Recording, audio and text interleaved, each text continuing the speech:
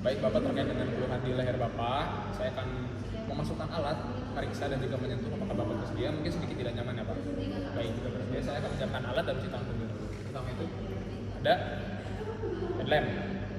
Selanjutnya kita menggunakan kaca laring. Kaca laring. Selanjutnya kita menggunakan kaca steril. Selanjutnya kita menggunakan lidocaine spray sebagai anestesi. Kenapa harus pakai lidocaine spray? Tujuannya apa? Agar refleks muntah pasien itu dimatikan sementara. Biar ketika kita memasukkan kaca laring, pasiennya tidak muntah. Oke. Baik. Kita masuk ke pemeriksaan.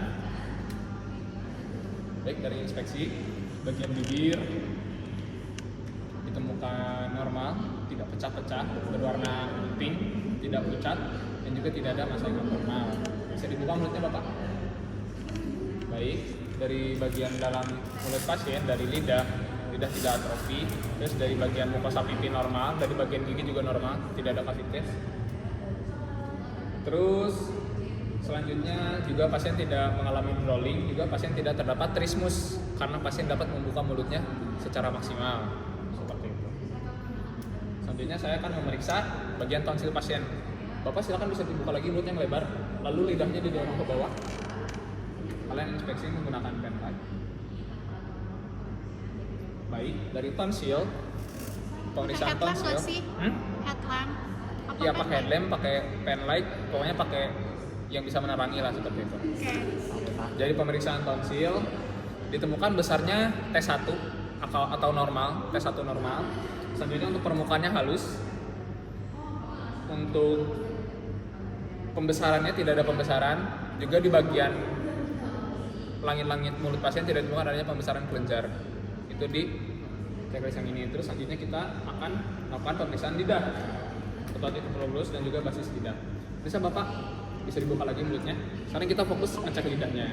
Jadi dari lidah tidak ditemukan adanya atrofi lidah atau pengecilan lidah. Juga lidah juga tidak tertarik ke arah sisi kiri maupun ke sisi kanan. Juga lidah pasien itu berwarna pink, normal, yang menunjukkan bahwa lidah pasien normal. Selanjutnya kita Itu harus dijulurin nggak sih lidahnya buat lihat deviasi? Ya kan? Ya, bisa. Kiri Bapak kanan. bisa dijulurkan lidahnya lalu digerakkan ke kiri dan ke kanan. Nah, pasien juga bisa menggerakkan bibirnya ke kiri, lidahnya ke kiri dan ke kanan. Selanjutnya Bapak bisa menelan. Apakah ada nyeri atau tidak? Ada nyeri. Baik, jadi dari otot hipoglosusnya dapat bekerja dengan normal, tetapi ketika menelan pasien merasa sedikit rasa nyeri seperti itu. Selanjutnya saya akan melaporkan basis lidah. Bapak silakan bisa dibuka lagi mulutnya. Lalu lidahnya diangkat ke atas. Baik, dari basis lidah tidak ditemukan adanya massa, tidak ditemukan adanya polip, warnanya normal, juga tidak ditemukan tanda-tanda peradangan. Setelah itu kita akan melakukan pemeriksaan laryngoskopi indirect. Jadi caranya itu pertama Bapak permisi apa bisa dibuka mulutnya, lidahnya dijulurkan, lidahnya kalian pakai kaca steril, kalian tarik dan juga tahan. Setelah kalian tarik dan tahan, kalian semprotkan lidocaine tadi. Ditunggu beberapa detik, baru setelah itu kalian panaskan spiritus, nyalakan spiritus, panaskan kaca laringnya, lalu ditahan ke telinga, lalu dimasukkan. Nah sekarang, kalau tadi ngadepnya ke atas, sekarang ngadepnya ke bawah untuk melihat bagian bawahnya. Nah, baik, jadi dari pemeriksaan laryngoskopi indirect, untuk epiglotisnya normal, simetris kiri dan kanan, tidak ada tanda-tanda peradangan pada kardiologi epiglotis. Terus di setelah pemeriksaan laryngoskopi indirect, Gue mau nanya, laryngoskopi indirect itu pakai tong spatol nggak? enggak.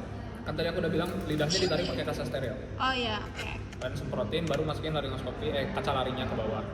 Nah setelah itu, dari epiglotisnya normal, tidak ada tanda-tanda peradangan, simetris. Lalu selanjutnya arytenoid juga, arytenoidnya normal, tidak ada tanda-tanda peradangan, tidak ada massa juga. Selanjutnya dari plica ventricularis normal juga, tidak ada tanda-tanda peradangan. Selanjutnya dari plica vocalis normal, tidak ada tanda-tanda peradangan, tidak ada massa yang abnormal.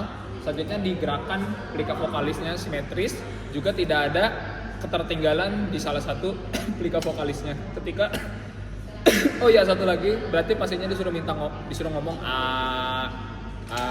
untuk melihat gerakan dari plica vocalisnya.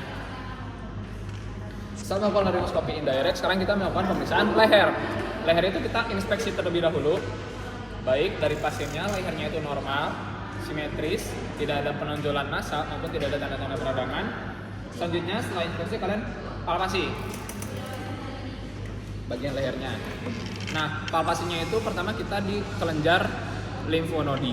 Yang kemarin kita sudah setuju itu pertama ada mental, submandibular, preauricula, retroauricula, terus cervical daerah sini, terus selanjutnya di occipital di belakang. Itu untuk limfonodinya. Selanjutnya kita akan memeriksa tiroid pasien. Tiroid itu kita dari belakang bagian sini. Silakan Bapak menelan. Sudah selesai. Tidak ada nyeri tekan ya Pak?